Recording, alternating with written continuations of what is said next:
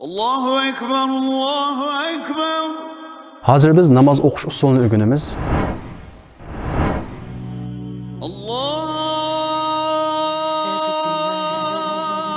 Bir musulmonga nisbatan namoz o'qish uning iymonining ifodasi. Ya'ni bir odam o'zini musulmon deb qo'yib namoz o'qimasa, u odamning gapining yolg'on ekanligini ko'rsatadi. Chunki payg'ambarimiz Muhammad alayhisalom iymon bilan kufrning o'rtasidagi farq namoz degan. Ya'ni bir odam namoz o'qisa, u odamda iymon bo'lgan bo'ladi. Agar namoz o'qimasa, u odamning menda iymon bor, men mu'min degan gapi yolg'on bo'ladi. Chunki namozning yana bir ismi iymon. Shuning uchun o'zini musulmon degan bir odam cho'qim namoz o'qish kerak. Namoz o'qishni iroda qilgan va namoz o'qishni niyat qilgan qarindoshlarning Alloh taolo hozirdan boshlab shu niyatiga katta savob bersin va qilgan amallarini qabul qilsin. Texin namoz o'qish niyati kap bo'lanmagan, irodasi kap bo'lanmagan qarindoshlarga namozga undugidek hidoyat va iymon ato qilsin. Xo'sh, undaqda namozni qanday o'qiymiz? Kunda qancha qatim o'qiymiz?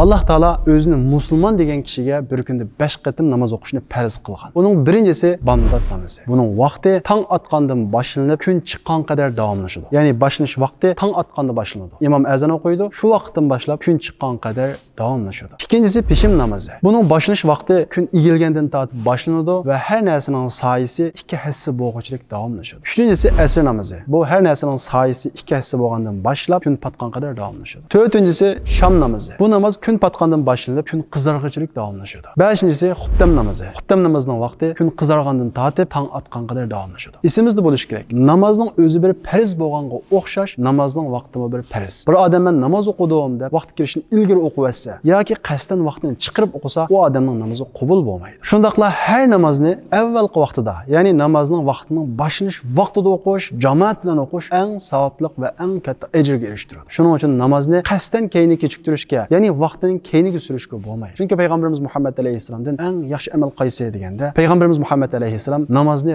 tunji vaqtida, ya'ni namoz vaqti boshlangan vaqtida o'qigan namoz eng savobli ibodat degan. Shuning uchun namozga vaqtimizda eng boshlanish vaqtida o'qishimiz kerak. Ya'ni imom ma'xulim azon o'qigan vaqtida shu vaqtda o'qisak eng savobli bo'ladi. Undaqda namozlar qanday o'qiladi, qancha rakat o'qiladi?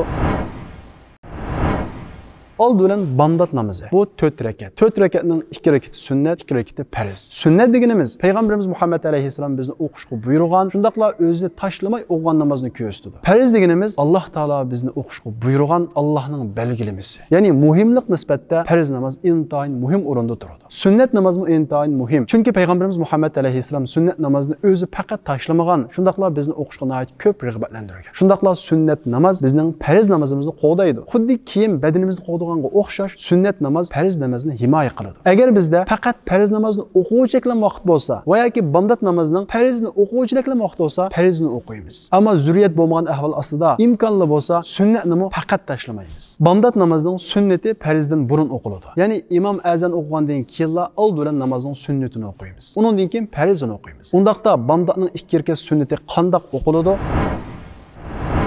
Biz ilgirki derslerimiz deganimizdek namozning shartlarining birisi tahorat qilish. Uningdan keyin kiyimimizning maynat, nijosat narsalardan pokiz bo'lishi, uningdan keyin qiblaga qaraymiz. Hozir bomdod namoziga azon chiqdi deb farz qilaylik. Men hozir oldi bilan sunnat namozni o'qiyman. Ya'ni bomdodning 2 rakat sunnatini o'qiyman. Ko'nglimda sunnatni o'qishni niyat qilaman. Men hozir sizlarga o'qish jarayonida tushuntirib manaman. Sizlar men o'qiganga o'xshash o'qiysizlar, lekin gap qilmaysizlar. Ya'ni mening sizlarga tushuntirganimni ilib etsizlar, undan boshqa harakatni men o'xshash qilsanglar bo'ladi. Men sizlarga tushuntirish yuzidan orqada tushuntirib manaman. Masalan, men hozir sunnatga niyat qildim, qiblaga qaradim. Allohu akbar. Subhanakallahumma bihamdika va tabarak ismuka va ta'ala jadduka va la ilaha ghayruk. A'udhu billahi minash shaytonir rojim. Bismillahir rahim. Alhamdulillahi robbil alamin. Arrahmanir rahim. Maliki yawmiddin.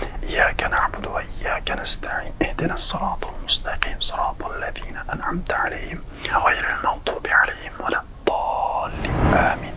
قل هو الله أحد الله الصمد لم يلد ولم يولد ولم يكن له كفوا أحد الله أكبر سبحان ربي العظيم سبحان ربي العظيم سبحان ربي العظيم سبحان ربي العظيم سمع الله لمن حمده الله أكبر سبحان ربي الأعلى سبحان ربي الأعلى سبحان ربي الأعلى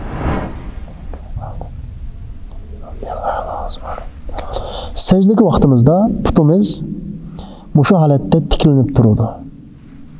Allohu akbar. Azroq jim turamiz. Undan keyin yana sajdaga boramiz. Allohu akbar. Subhan robbiyal a'la. Subhan robbiyal a'la. Allohu akbar. Bismillahirrahmanirrahim. Alhamdulillahi rabbil alamin. Arrahmanirrahim. Maliki yawmiddin. İyyâke na'budu ve iyyâke nesta'in. İhdinas sıratal mustaqim. Sıratal lezîne en'amte aleyhim. Gayril mağdubi aleyhim veleddallin. Amin. İnna a'taynakel kevser fesalli li rabbike venhar. İnne şâniyeke huvel abtar. Allahu ekber. Subhan rabbiyal azim. Subhan rabbiyal azim. Subhan rabbiyal azim. Semi'allahu limen. Allahu ekber. Secde qilgan vaqtimizda putimiz tiklanadi, shunaqla ishga olqinimiz yerga qo'yiladi, jenikimiz yerga tegmaydi. Burnimiz va peshonamiz chuqur tegishi kerak. Allohu akbar. Birinchi sajdadan turgandan keyin o'tirgan vaqtimizda putimiz bu shaklda turadi. Allohu akbar. Allohu akbar. Endi biz tashahhudda o'tiryapmiz. Tashahhudda o'tirgan vaqtimizda at-tahiyyatuni o'qiymiz. At-tahiyyatu lillahi was-salawatu wat-tayyibatu was-salamu alayka ayyuhan nabiy wa rahmatullahi wa barakatuh. Wa-salamu alayna wa ala ibadillahi s-salihin. Ashhadu an la ilaha illallah. Ashhadu an la ilaha illallah degan yakka vaqtimizda ko'rsatkich barmoqimizni ko'rsatib ishorat qilamiz. Ashhadu anna Muhammadan abduhu va rasuluhu. At-tahiyyatni o'qib bo'lgandan keyin Allohumma salli alayhi o'qiymiz. Allohumma salli ala Muhammad va ala ali Muhammad kama sallayta ala Ibrohim va ala ali Ibrohim innaka Hamidum Majid. Allohumma barik ala Muhammad va ala ali Muhammad kama barakta ala Ibrohim va ala ali Ibrohim innaka Hamidum Majid. Allohumma rabbana atina fid dunya hasanatan wa fil akhirati hasanatan wa qina adhaban. Assalomu alaykum va rahmatulloh. Assalomu alaykum. Ben sizlarga tushuntirish uchun ba'zi yerda gap qildim. Ammo sizlar namozda qat'iy gap qilmaysizlar. Bu shaklda o'qisanglar, bomdodning 2 rakat sunnatini o'qigan bo'lasizlar. Undan keyin bomdodning 2 rakat farzini o'qiymiz. Farzini o'qishda oldin takbir aytamiz. Ya'ni sunnatni o'qib bo'ldik. Undan keyin o'rnimizdan turib, Allohu akbar, Allohu akbar, Allohu akbar, Allohu akbar. Ashhadu an la ilaha illalloh, ashhadu an la ilaha illalloh, ashhadu anna Muhammadar rasululloh, ashhadu anna Muhammadar rasululloh. Hayya alas solah, hayya alas solah, hayya alal falah, hayya alal falah. Qad qamatis solah, qad qamatis solah. Allohu akbar, Allohu akbar, la ilaha illalloh. Biz bu takbirni tushirib bo'lgandan keyin sunnatga o'xshamaydigan birinchi tarafi ko'nglimizda farz o'qiyman degan niyat qilamiz. Ikkinchisi, agar biz o'zimiz o'qigan bo'lsak, imomga ergashmay o'qigan bo'lsak, Allohu akbar deb takbirdan boshlab ullik bo'ladi. Ya'ni Allohu akbar ullik o'qiymiz. Undan keyin subhanakallohumma va bihamdika va tabaraka ismuka va ta'ala jadduka va la ilaha g'ayruk degan bu zikrni ichimizda o'qiymiz. Undan keyin a'udhu billahi minash shaytonir rojim bismillahir rohmanir rohim deganni ichimizda o'qiymiz. Undan keyin o'zimiz yolg'iz o'qigan bo'lsak, ya'ni imomga iqtido qilmay o'qigan bo'lsak, sur Fatihani ullik o'qiymiz. Undan keyin o'qiydigan surni ullik o'qiymiz. Undan keyin rukuga borgandagi takbirni ullik aytamiz. Ammo rukudagi, sajdadagi, tashahhuddagi, at-tahiyyatuni, salom bergulik bo'lgan arliqdagi zikrlarning hammasini ichimizda o'qiymiz. Ammo salomni ullik beramiz. Assalomu alaykum va rahmatulloh, assalomu alaykum va rahmatulloh deb bu shaklda beramiz. Qolgan o'qilish shaklining hammasi sunnatga o'xshash shaklda o'qisanglar bo'ladi. Mana bu bomdod namozining o'qilish shakli. Endi peshim namozi qanday o'qiladi?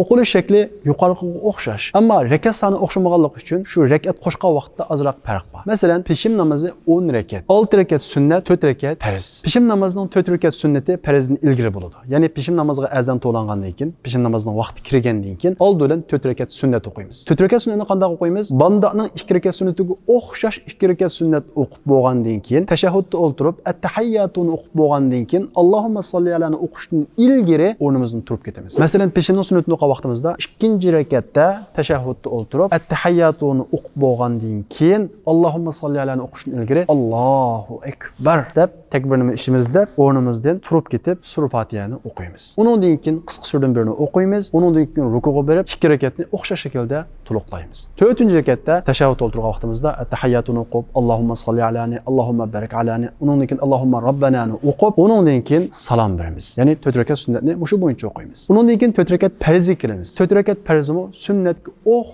o'xshamaydigan bir farqi, birinchidan niyatda o'xshamaydi. Ya'ni niyatimizda farzni o'qiyman deb niyat qilamiz. Ikkinchidan o'xshamaydigan tarafi Pishim namazının farzının takbirleri, salamları ünlük oquladi, qolganning hammasi maxfiy oquladi. İçimizde oquladi. Masalan, pishimning 4 rakat farzini o'qimoqchi bo'lsak, ko'nglimda 4 rakat farzini o'qishni niyat qildim. Undan keyin Allohu akbar deb takbirni ünlük o'qiyman. Subhanakallahumma, a'uzu billahi minash shaytonir rojim va bismillahni. Undan keyin sura Fatihani, sura Fatihadan keyin o'qiydigan suralarni hammani maxfiy o'qiyman. Undan keyin rukuga borgandagi Allohu akbarni ünlük deyman. Ruku va sajdadagi zikrlarning hammasini maxfiy deyman. Sajdaga borgandagi, sajdadan qo'pqandagi takbirlarning hammasini ünlük deymiz. Oxirida salomni ünlük deymiz. Qolgan tilovat hammasi maxfiy bo'ladi. Yana bir o'xshamaydigan tarafi, ya'ni 4 rakat sunnatiga o'xshamaydigan tarafi, peshimning farzining oxirgi 2 rakatida sur Fatihadan keyin sur zam qilmaymiz, ya'ni sur qo'shmaymiz. Faqat sur Fatihani o'qib bo'lgandan keyin Allohu akbar deb rukuga boramiz. Oxirgi 2 rakatda. Mushu o'xshamaydi. Qolgan tarafining hammasi o'xshash. Demak biz hozir farzini o'qib bo'ldik. Endi oxirgi 2 rakat sunnat qoldi. Oxirgi 2 rakat sunnati bandaning 2 rakat sunnatiga o'xshash, hech qanday farq qilmaydi. Faqat peshimning 2 rakat sunnatini o'qiyman deganni niyat qilsak bo'ladi. 3-chi qilib o'qiydigan namozimiz. Asr namozi faqat 4 rakat farzdan tarkibda bo'ladi. Bu 4 rakat farz peshimning 4 rakat farziga o'xshash hech qanday farq yo'q. Shu bo'yicha o'qisak bo'ladi. Ya'ni niyatimizda asrni o'qishni niyat qilamiz. Qolgan shakli, ya'ni takbirning ham ünlük deyilishi, salomning ham ünlük deyilishi, tilovat boshqa zikrlarning hammasining maxfiy deyilishi peshim namoziga o'xshash. Endi 4-chi qilib o'qiydigan namozimiz sham namozi. Sham namozi 5 rakat. 3 rakat farz, 2 rakat sunnat. 3 rakat oldingi 2 rakati bandaning 2 rakat farziga o'xshash o'qiladi. Ya'ni Allohu akbar deb qiyamda turgandan keyin subhanakallahumma a'uzuni va bismillahni maxfiy deymiz. Undan keyin sur Fatihani va sur Fatihadan keyingi oyatlarni ünlük o'qiymiz. 2 rakat o'qib bo'lgandan keyin tashahhud o'ltirgan vaqtimizda at-tahiyyatni o'qib bo'lgandan keyin Allohumma salli alayni o'qishni ilgari o'rnimizdan turib 1 rakat o'qiymiz. 3-chi rakatida alhamduni ichimizda o'qiymiz va alhamdudan keyin sura o'qimayla Allohu akbar deb rukuga boramiz va mushu 3-chi rakat bilan oxirlashtiramiz. Qolgan tartibi boshqa namozning tashahhudiga o'xshash. Undan keyin 2 rakat sunnatini o'qiymiz. 2 rakat sunnati boshqa namozning, ya'ni bandaning va peshimning 2 rakat sunnatiga o'xshash shaklda o'qiladi. Undan keyin xuftam namozini o'qiymiz. Xuftam namozi 9 rakat. Old bilan 4 rakat farz o'qiymiz. 4 rakat farzning o'qilish shakli oldingi 2 rakati bandaniga o'xshash o'qiladi. Ya'ni Allohu akbar deb bo'lgandan keyin subhanakallahumma a'uzu va bismillahni maxfiy deymiz. Sura Fatihani ünlük o'qiymiz. Undan keyin o'qiydigan surani ünlük o'qiymiz. Mush 2 rakati mush shaklda o'qiladi. Undan keyingi 2 rakati biz tashahhudda at-tahiyyatdan keyin Allohumma salli alayhi o'qimasdan o'rnimizdan turib ketib, keyingi 2 rakatida sura Fatiha maxfiy o'qiladi. O'xshashlar farz namozining keyingi 2 rakatida sura Fatihadan keyin sura o'qilmaydi. Sura Fatihani maxfiy o'qigandan keyin takbirni ünlük holda Allohu akbar deb rukuga boramiz. Rukuda o'xshashlar subhan robbiyal azim 3 qatim deymiz. Sajdada subhan robbiyal a'lani 3 qatim deymiz. Qolgan tartibi boshqa namozlarga o'xshash. Undan keyin 2 rakat sunnat o'qiymiz. Bu 2 rakat sunnat bandaning 2 rakat sunnatiga o'xshash shaklda o'qiladi. Undan keyin 3 rakat vitr o'qiymiz. Vitr vojib namoz. Ya'ni farzning 1 daraja tuvan turadi, muhimlik darajasida sunnatdan ustun turadi. Bu 3 rakat o'qiladi. Buning o'qilish shakli birinchidan bu maxfiy bo'ladi. Xuddi sunnatga o'xshash Allohu akbar deb hammasi maxfiy bo'ladi. 3-chi rakatda sura Fatihadan keyin sura qo'shib o'qiladi. Sura qo'shib o'qilib bo'lgandan keyin undan keyin rukuga berishdan ilgari qunut duosi o'qiladi. Qunut duosini fan ekranga beramiz. Mushadan kurab yodlab olsanglar bo'ladi. Qolgan shakli sham namoziga o'xshash. Shuning bilan bir musulmon bir kunda ado qilishga tegishli bo'lgan musulmonlarchilik haqqini ado qilgan bo'ladi. Alloh taolo bizga bir kunda 24 soat vaqt berib, "Ey bandam, menga 1 soat vaqtingni ber. Buning badaliga men sana jannatni beray" deydi. Ammo biz unga yana hurlik qilsak, qaysi o'zimizdan Alloh taolodan jannatni talab qila olamiz? Qaysi o'zimiz bilan o'zimizni musulmon deya olamiz? Alloh taolo hammamizni namozni yaxshi ko'radigan kishilarning qatoridan qilib etsin. Endi namozda saqlanishga tegishli ba'zi bir harakatlar va xato ishlar bor. Bu ishlarning ba'zisini biz namoz turib qilib salsak, namozimiz buzilib ketadi. U ishlar qaysi? Biz uni keyingi darsimizda so'zlaymiz. Diqqatinglar kelarki darsimizda bo'lsin.